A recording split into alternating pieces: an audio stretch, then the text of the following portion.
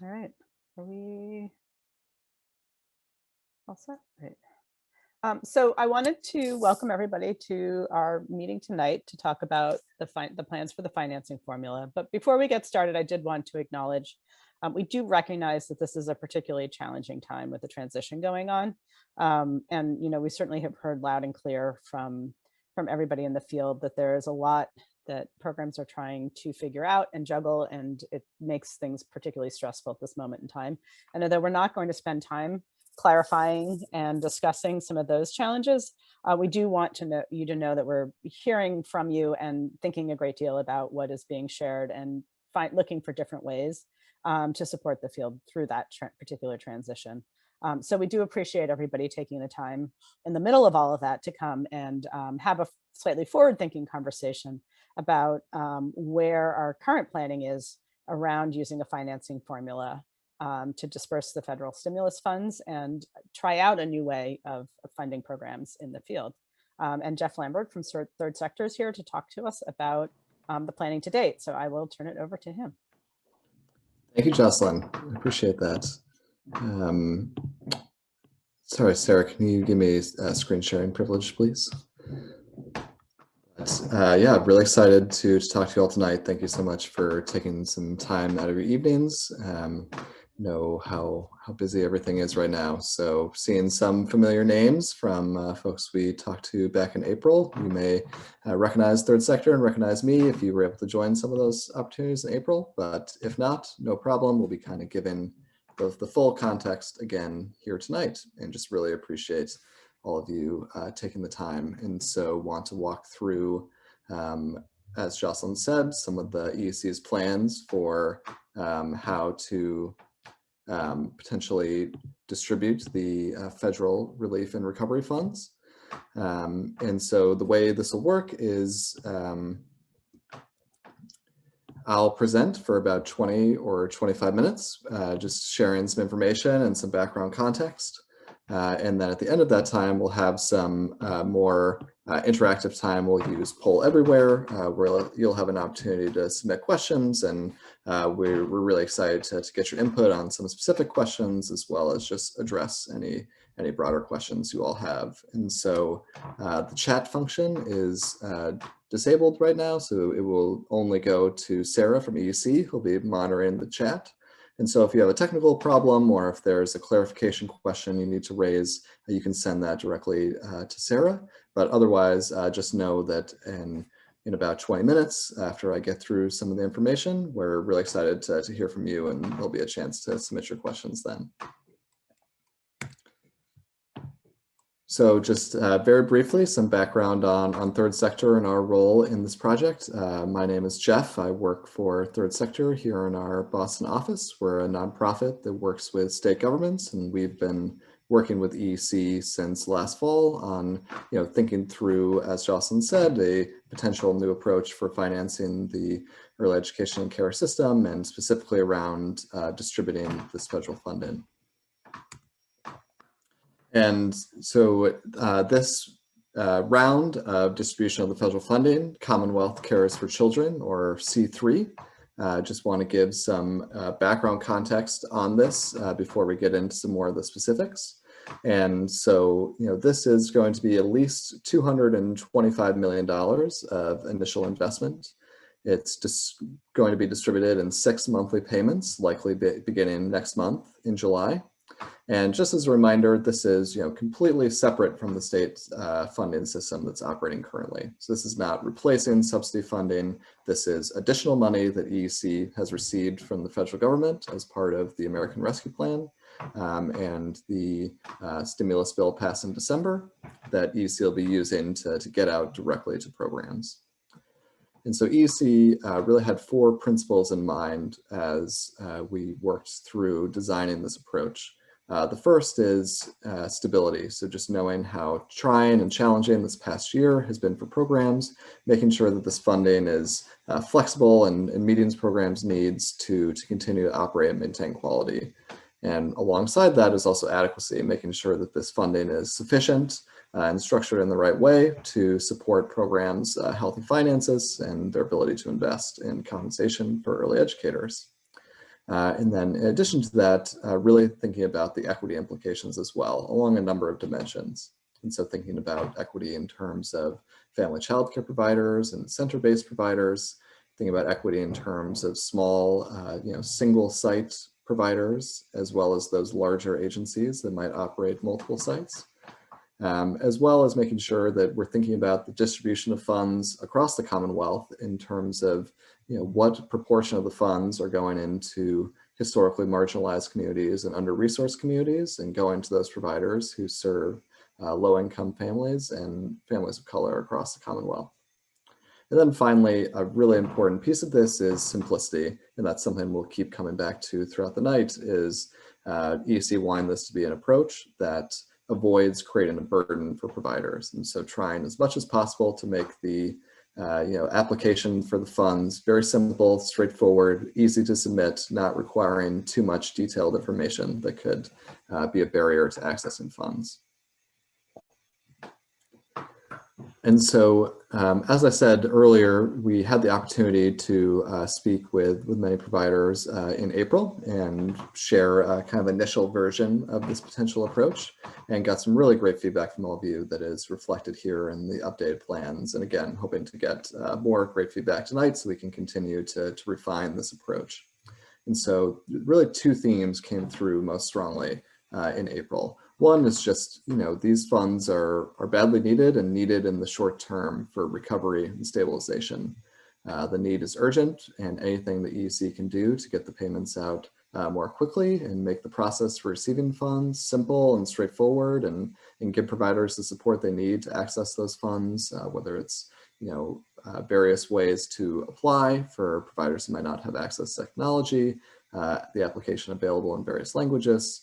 That's all feedback that we heard really strongly, as well as, and this is something we'll be talking a lot about tonight, but the initial equity adjustment, which intended to give more funding to providers who were operating in underserved communities or under-resourced communities.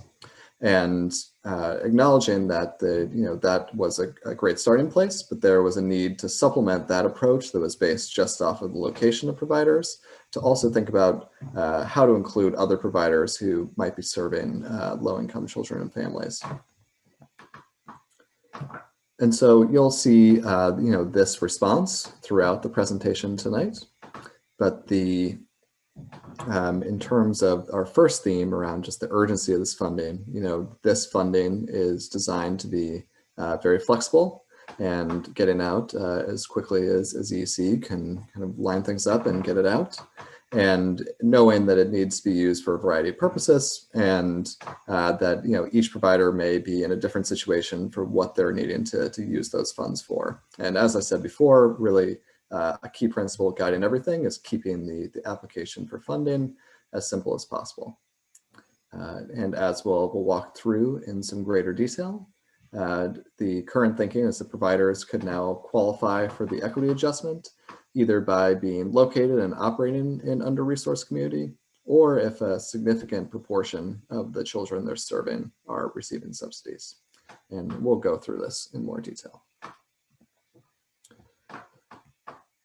So backing up a bit, just in terms of giving you a sense of what went into the formula and what is kind of underpinning the thinking here. This is relying on past research and data that EEC has compiled to try and understand what it costs to deliver quality care and what those cost drivers are for different types of providers, and just really understanding what it would mean to make sure that these payments are adequate, as I said before, as one of the guiding principles. So drawing on resources from within the state, drawing on national resources, and also collaborating with other New England states to gather that data and research. As well as I said, ongoing opportunities to provide feedback, and has really been so useful to get this feedback from the field, and has shaped the approach, and I think made it much stronger. So this slide is showing, what we brought in April in terms of this, very early high-level approach to how this might look like. So I'll talk through this just briefly to orient all of us to this, of kind of where it was in April, and then we'll spend a bit more time showing, how the thinking has changed from April to now, and then we'll, really focus in our feedback tonight on the current state of this approach and how that would work. And so the base amount, which is what's here on the left-hand side, is aiming to cover a relatively standard percentage of the cost of care for each program.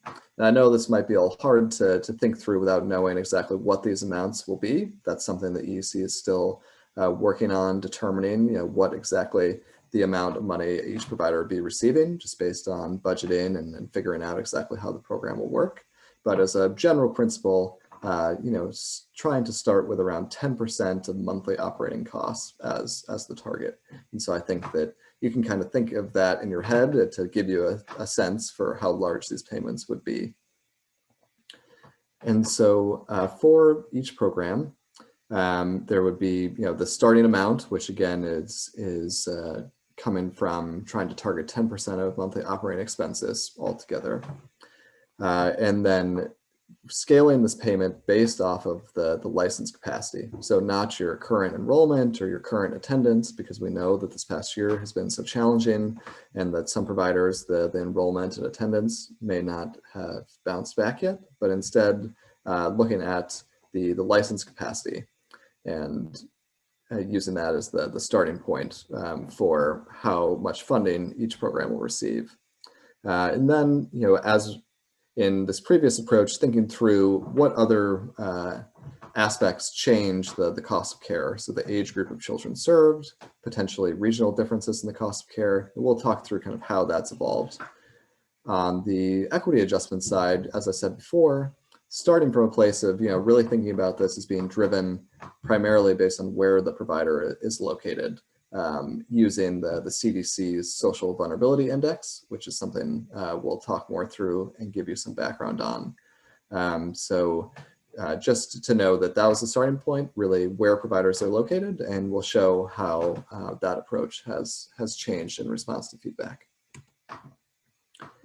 So first, just to zoom in on the left-hand side, that base amount and how this thinking has changed.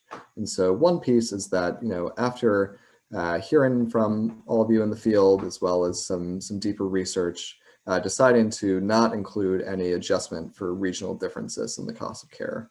And we know that costs certainly do vary by region, but gain a sense from talking to all of you that those differences might not translate into clear systematic differences in budgets. So in Western Mass, the transportation costs might be higher, but potentially the rent is lower. Maybe in closer to Boston, you find that the opposite is true. Obviously, every provider has a different circumstance and different costs that they bear, but deciding that we wouldn't want to disadvantage some providers by doing that sort of regional adjustment, because we didn't find that it held true across the board. And so that's been removed. And instead of adjusting directly for the age of children served, really thinking about shifting to an approach that takes into account how many educators you have and comparing that to your license capacity. And so this would be true for both center-based programs and family child care providers, taking into account whether or not you have an assistant at your program. And so the reason why this is included in the formula is because thinking through, the reasons why a provider might have more educators. And so one would be that they're serving younger children. We know that obviously the ratios for younger children are smaller, and you need more educators for the younger children. Could also be offering longer hours or non-traditional hours like nighttime and weekend care. Or it could be offering higher quality care with more educators in the classroom and lower ratios. And so recognizing that this, we know that the salaries are such a central cost and such a large portion of the costs, wanting to make sure that the formula was directly responsive to those salary costs and taking into account not just your license capacity, but also how many educators you have for that license capacity. And then finally, this last element is an adjustment for center-based providers, just to recognize the additional overhead and administrative costs associated with the center-based setting.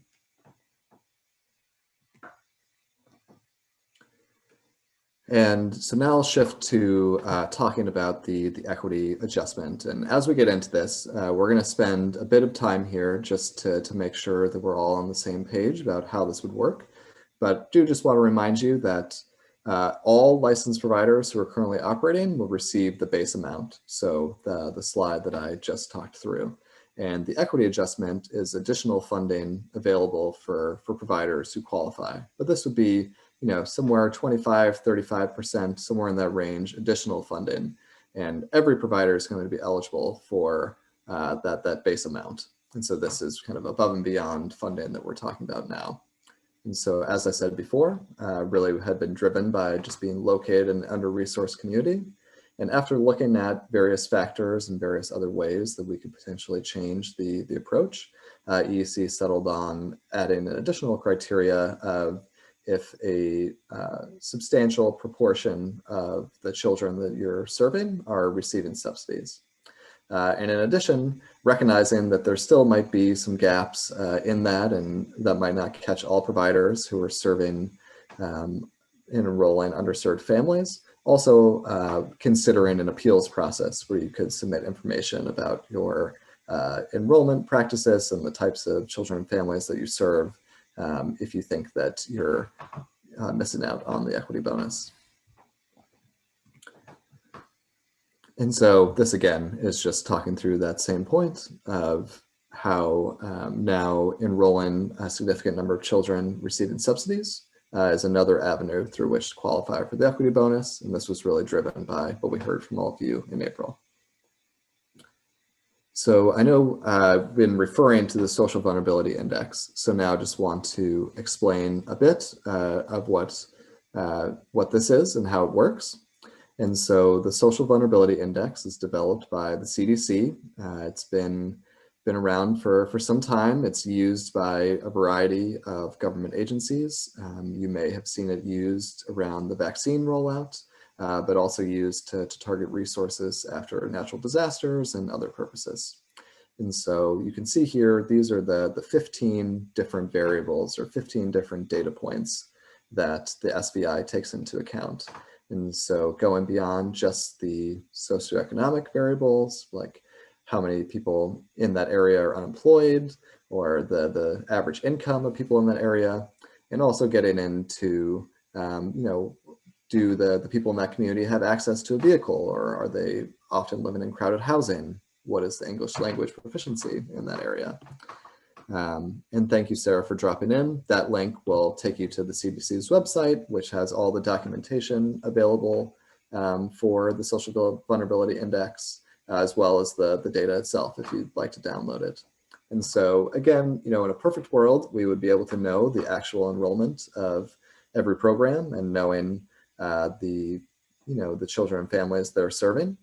But without that, the SVI, the Social Vulnerability Index, is one way to make our best guess of who each provider is serving and make sure that additional funds are going towards those historically underinvested in communities and communities that are under-resourced and where significant numbers of people of color live.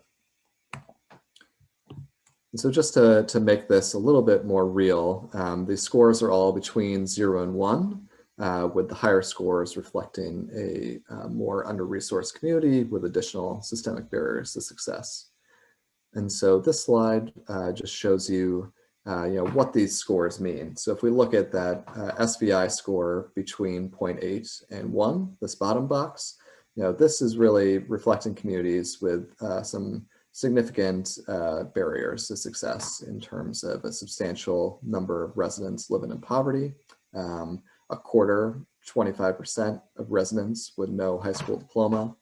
About the same proportion of residents with no access to a vehicle.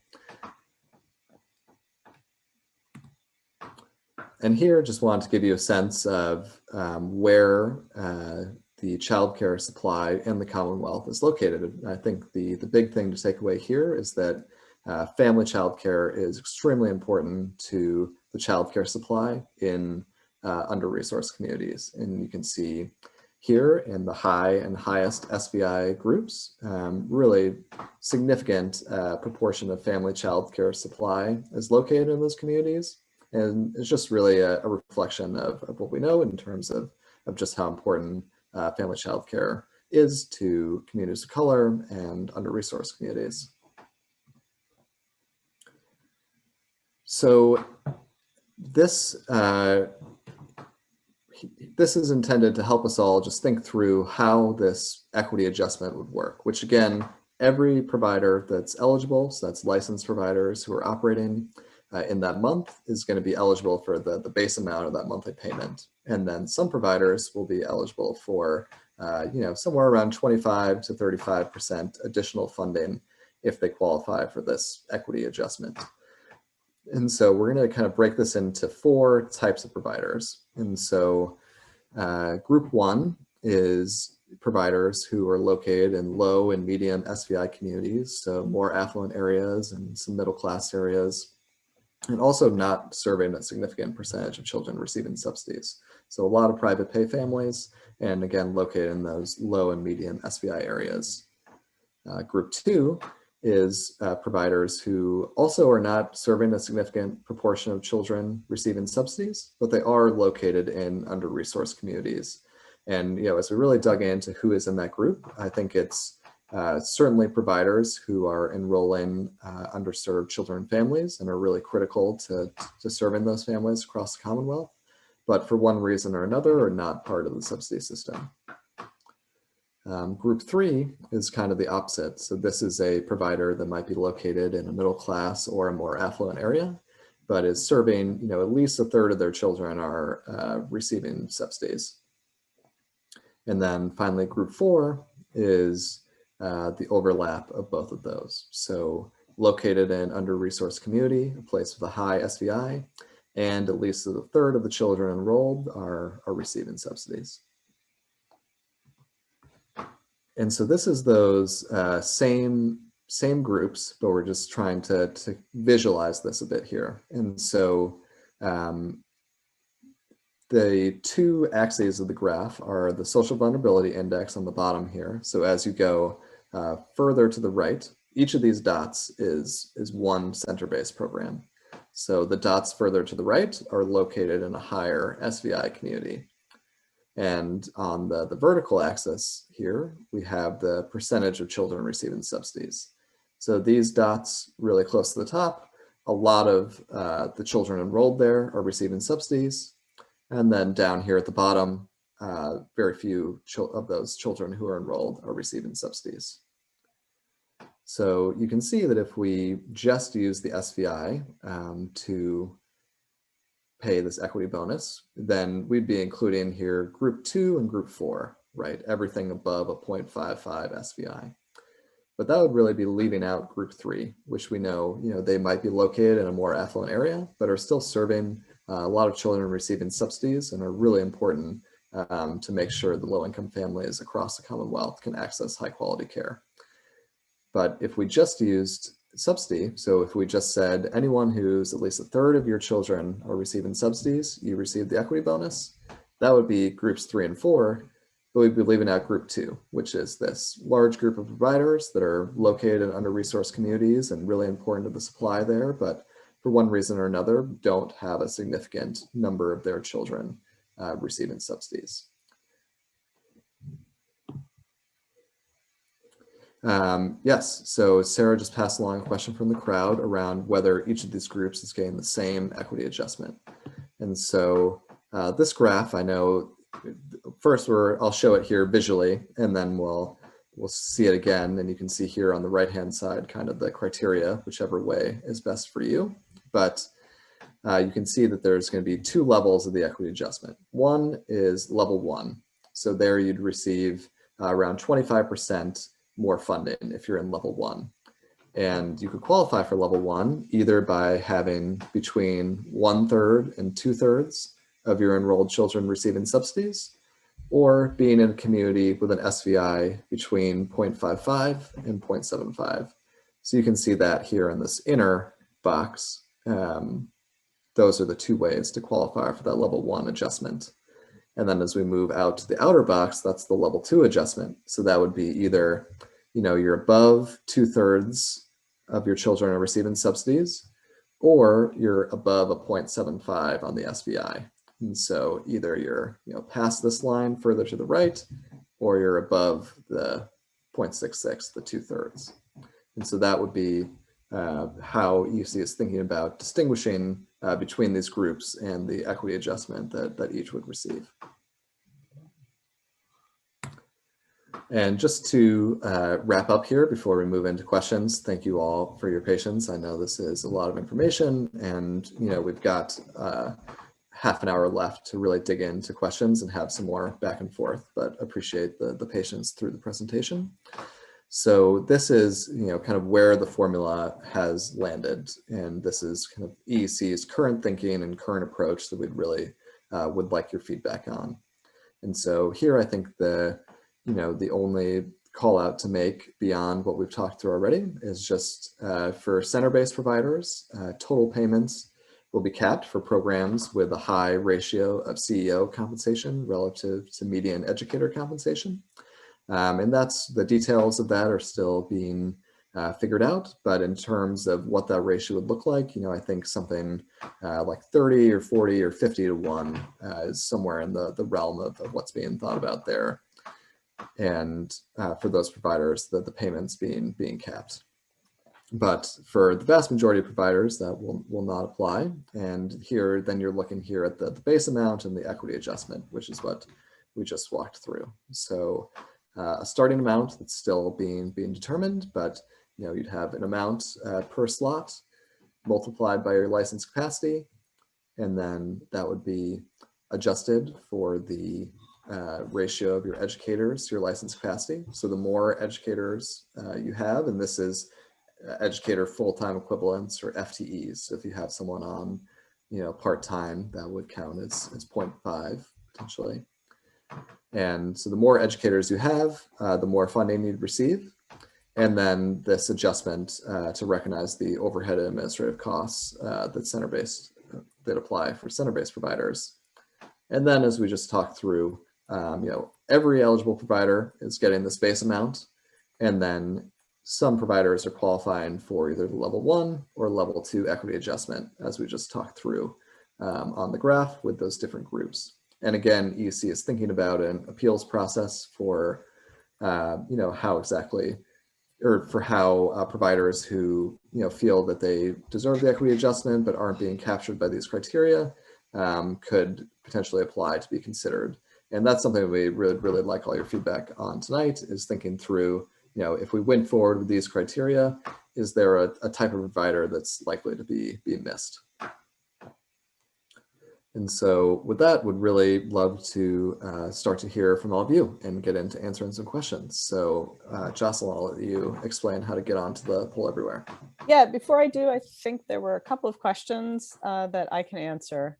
One is asking whether the staffing increment will be based on staff educational attainment. And the answer for this particular round of funding, no. What we're really focusing on is the total amount of staffing that a program has, regardless of educational attainment level or any of the necessarily details that might discriminate different staff members from each other. Again, we're trying to capture differences in cost without getting into a lot of very onerous reporting requirements. And then another question was on where programs that are not licensed by EEC during the summer, so programs that are licensed during the year, but then run summer camps during the summer, I will take that back. It's an important point for us just to determine how we are going to address that particular group of programs, but we are certainly not trying to disadvantage programs that run year round, but just under different authorities at different points in time. And in terms of how all of these numbers the actual amounts will be determined, we will have an application process. So the team at Third Sector will develop the details of the formula, and then we will build the inputs into an application and have the formula and the numbers run that way.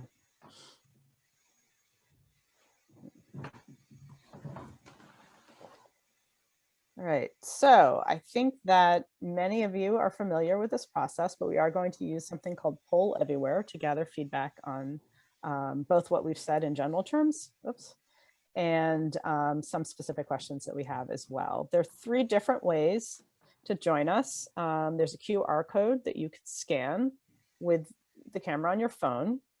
You can text the code Early Education to 22333. Or you can join via the web page. And Sarah just put the web link into the chat. So that's pollev.com/early education. And you should see that in the chat. And you could actually, if you're on your computer, should be able to just click directly on that link to get into the Poll Everywhere. And I'm just going to give people a minute to determine the best way to get into this before I take these slides down. So just give everybody a second.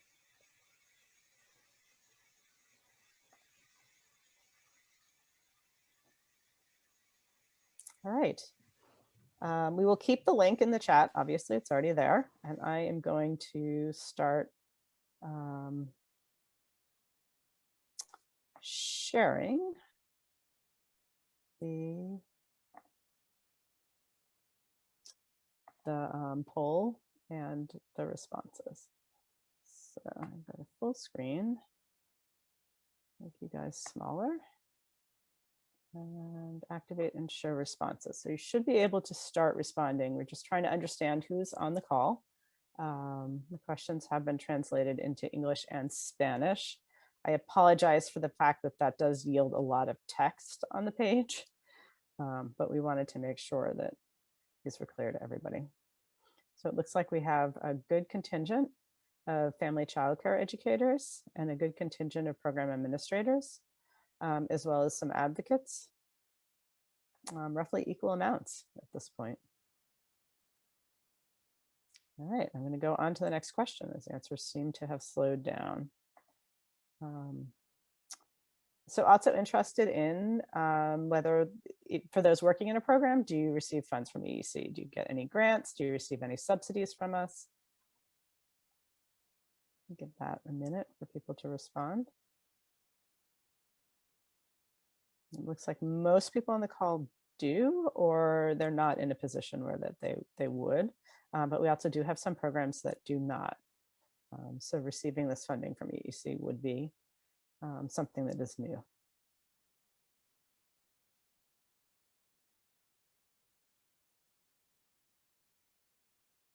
Okay, great. I'm going to go to the next question. So which licensing region is your program in?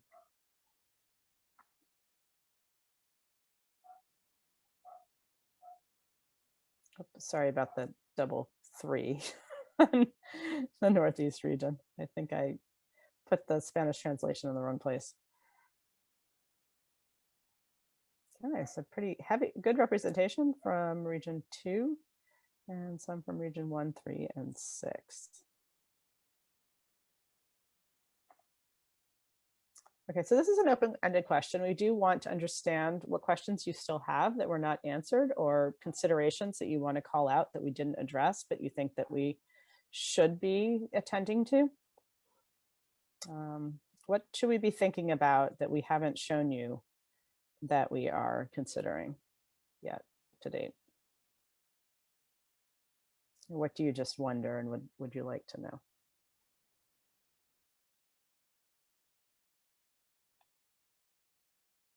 A minute to think. Does the SVI website show ratings for each town? I don't think so. It comes in at the census tract level, right? In terms of who is doing the math, we will have a formula that is based on the information that we have identified. A high proportion of children receiving subsidies. So if you have more than 2/3 of your children of your license capacity receiving subsidy, that would be a high proportion. Between 1/3 and 2/3 is a median proportion. I believe that the SVI website is in the chat. I think that, I don't know, Jeff, maybe we can look into whether there's a place that indicates it by town, but we would not be calculating the SVI at the town level. It would be either at the census tract or the zip code level. So depending on which one is more advantageous to the program. How will this be clearly and simply explained to the field in the application? The application will ask for the essential information. Thoughts on how to clarify the formula itself? I mean, certainly there will be a mathematical formula that once it's complete, we can share. But I'm not sure that clarifies it either. So maybe we can think about providing some cases for the field to help understand some model programs or modal programs and how the different program characteristics might affect funding amounts. Yes, so this is, I think, the suggestion here. Can you have a few programs run scenarios so people can see the real impact and how the number works? We don't have details on timeframes of the applications and payments to the field precisely, but we are looking at launching this in July. And if there's something I should be seeing in the chat, Jeff, I don't know if you're able to see the chat and can fill me in, but I'm not while I'm sharing. Nothing in the chat. Sarah may have things. Okay. Jocelyn, I did chat you actually a couple of questions that I'm receiving in the chat. So my apologies for there not being a better way to communicate that to you. Okay. I can circle back at the end. I think maybe that's the best way to do it.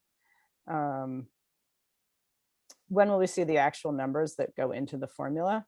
Those we are working on, and we'll get those out as soon as they've been thoroughly vetted on our end. So the process that we're going through right now is to make sure we have the right inputs. And then once we have the right inputs, we can run models whereby we do actually go through that scenario approach and understand how different decisions affect different programs so we can determine the most equitable way. Some of our programs are located in a more affluent zip code in a community, but they're on the border with a zip code that includes low-income families. How would that be considered? So this is a type of circumstance where we do want to make sure that there is the opportunity to tell us that, particularly if it is not reflected in enrollment of children with subsidies. So we are planning to have a method by which programs can talk to us and have a conversation about where they will go. Each program will be, this is a program level award allocation. So an organization that has programs in multiple zip codes, each program would be scored separately.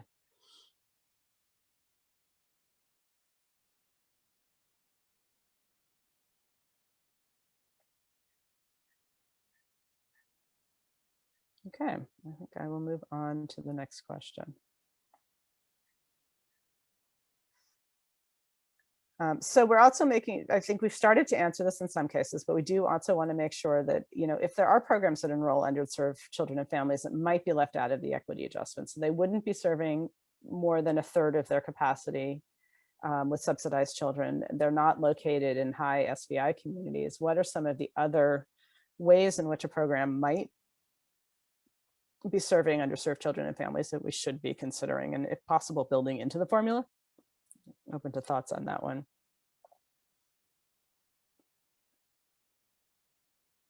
I think, the question of a program that is on one side of a border but serving families coming from another side is a very particular one and really requires information about enrollment, which we're certainly happy to gather, but don't want to ask out of everybody.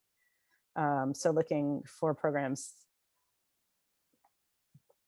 that serving dual language learners and programs serving children with special needs would be important for us to think about.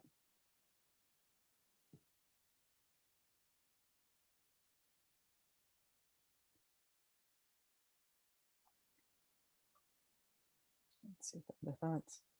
Programs to provide financial aid to families.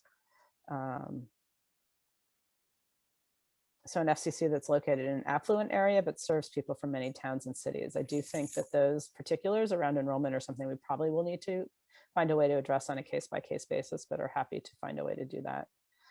Children of early educators, so programs that support early educators.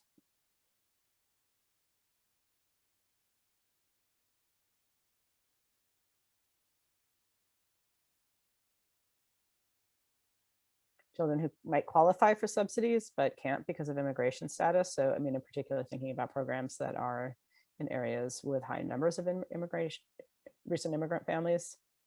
For the last question about what programs enrolling students from different communities, is the formula only based on the community that the program is located in? Yes, the formula itself, at least the the component of the formula based on the SVI is based on where the program is located. License exempt programs that serve adolescents and teenagers.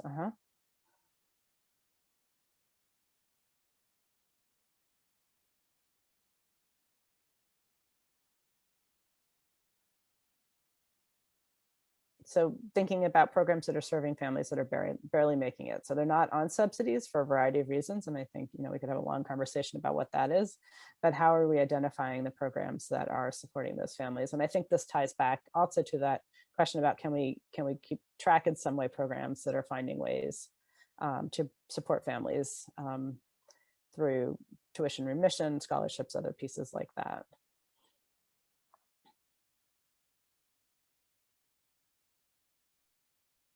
Programs that are providing additional supports for families such as social workers. So thinking about the roles of the parents in families or the guardians in families that the programs are serving.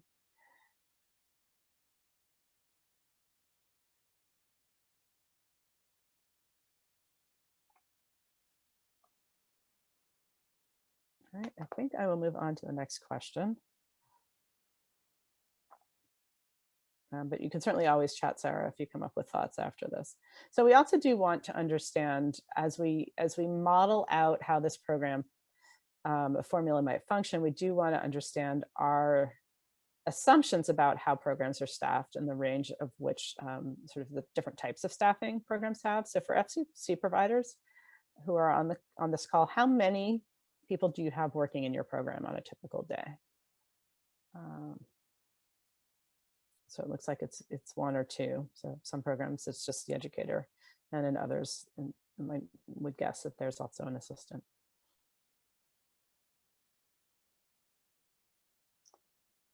Great, thanks. I will move on to the next question. If you run a preschool classroom, how many educator full-time equivalents work in a typical classroom on an average day? So we're trying to there's a little math involved here. If you have a part-time educator in a classroom, it would be whatever, if it's a half-time position, that's 0.5 of an FTE. So there's a little math to try to get at roughly how many FTEs do you have in a classroom. It doesn't have to be precise, but we're trying to get a general sense of the range of the staffing numbers of FTEs. Oh, shoot, I'm sorry. Let me go back. Range of the staffing numbers within classrooms. So again, I'm back to the preschool classroom. I touched my touchpad with my mouse in the wrong place. So it looks like here we have a range from 1.5 to 3, which certainly matches some of the other feedback that we've gotten on this. All right, now I am going to the next question. So this is the same question, but this time thinking about an after-school classroom. So how many educator full-time equivalents work in a typical classroom or group on an average day? If anybody is running an after-school classroom or knows of an after-school classroom, you can report on. Let's see, 3, 2.5.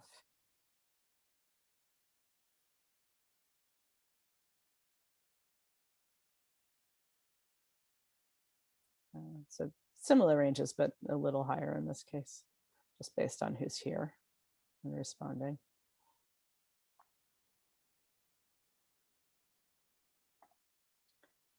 Okay, and so this is our final question, but is there anything else that you want to share with us? Any other questions that are coming to mind, feedback that we haven't asked for directly, but you want to make sure that we get and hear from you?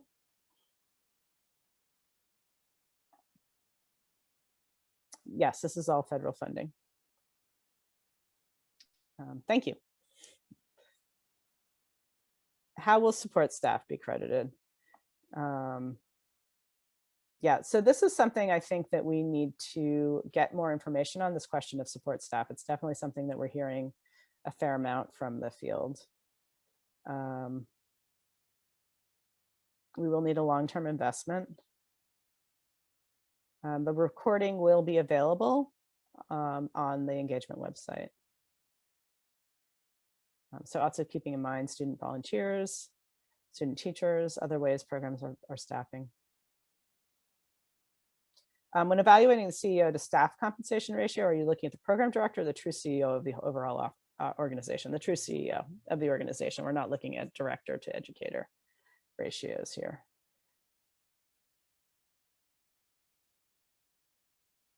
Are these funds taxable? That is something that I believe the answer is yes, but don't quote me on that one. I do think that it's important to check with the tax expert on that.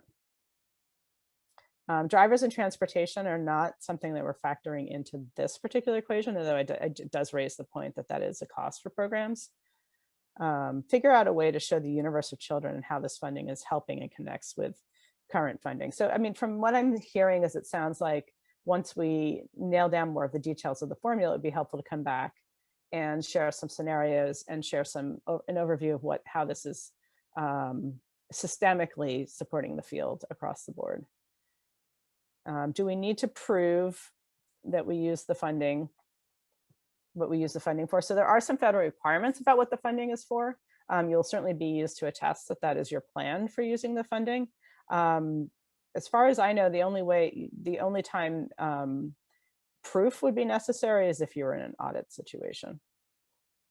And important to recognize that the field has been under-resourced for years. Yes, agreed.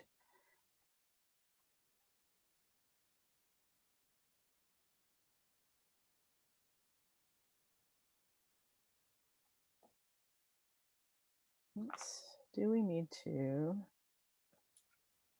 Oh, I think that was a prior one. Thank you.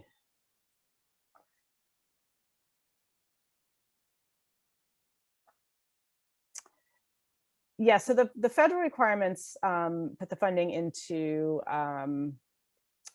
space costs, staffing costs. There are a couple of other specific categories, but that is certainly something that we will make it clear. It's a pretty broad range, though, of different types of program costs that most programs would have. Staffing patterns are based on enrollment. So if the enrollment is low, the number of staff will be low. Yes, that is true, but you would then be paid based on your license capacity versus the number of children who are actually enrolled. So there definitely are some trade-offs given the current situation, which we do recognize. But I think in the end, programs do better if you are paid fully for your license capacity, even if you don't get the full staff adjustment. We're certainly not taking off amounts for programs that go under. So you wouldn't be penalized for any staff vacancies effectively. There will be, so to receive funding, what will we need to do, show for it? There will be an application process. We will need to collect some of the information that goes into the formula. So for example, we have your license capacity on record, but we do not have your staffing information. So we would need to get that information from you. So an application that gave us some basic information about how your program is staffed. We will also want to track some basic information around enrollment and some other pieces of information about, sort of to track the extent to which the field is starting to recover or not. But we will try to balance our need to know everything with a relatively straightforward application process.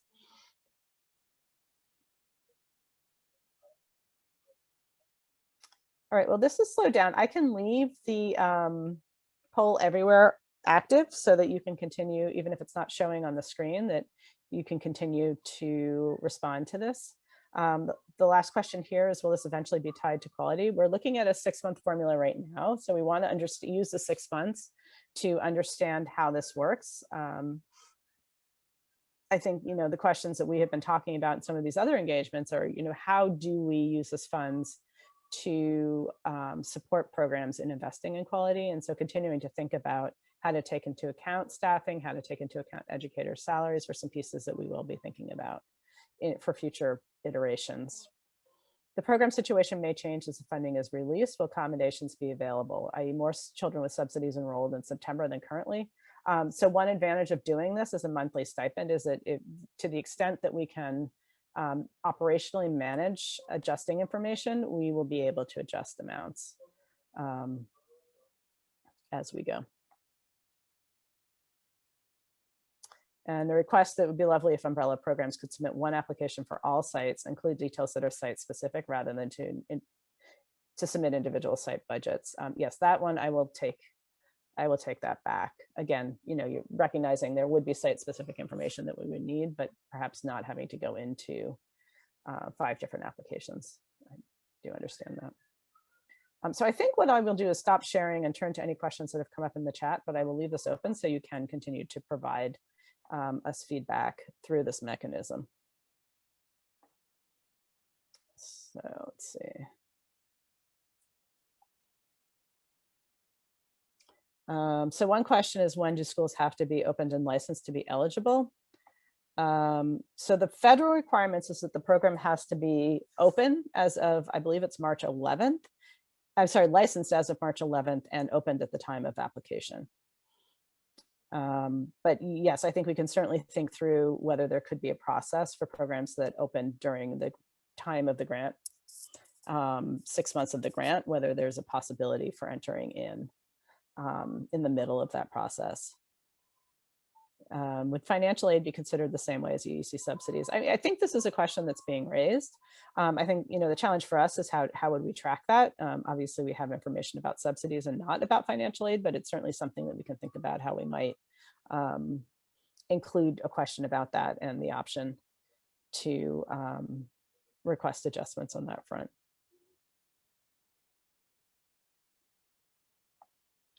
So a question about, if this is 6 months of the year, how can we use this to make salary adjustments?